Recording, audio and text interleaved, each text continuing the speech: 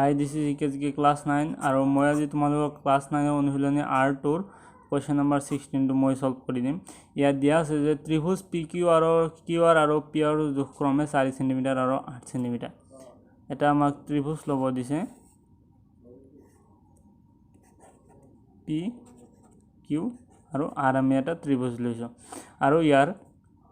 QR আৰু PR ৰ জোখক্ৰমে QR হৈছে 4 cm আৰু PR ৰ জোখ হৈছে 8 cm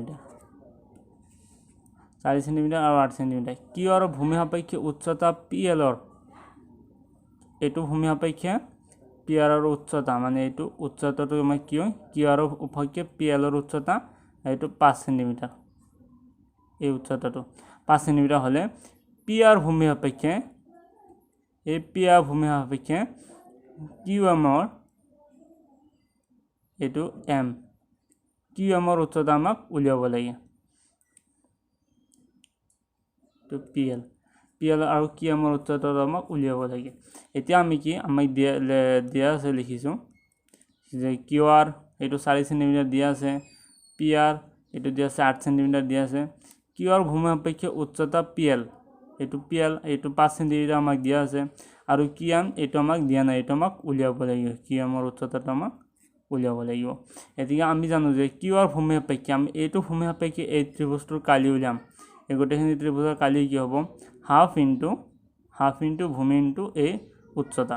গতিকে হাফ ভূমি হৈছে QR ৰ মান হৈছে 4 আৰু উচ্চতাটোৰ মান হৈছে কিমান 5 গতিকে half into 2 into 5 half into 4 into 5 ভূমি যেহেতু 4 দি আছে তে 2 4 কাটিলে 2 বাৰ 2 5 যা কি আহে এটো 2 5 যা 10 গতিকে ইয়াৰ কালিটো হল কি এই ত্ৰিভুজটোৰ কালিটো হল 10 cm স্কয়াৰ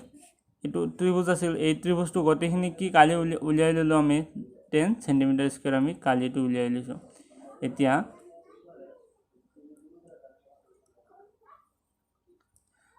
কি PR ভূমি সাপেক্ষে আমি পাও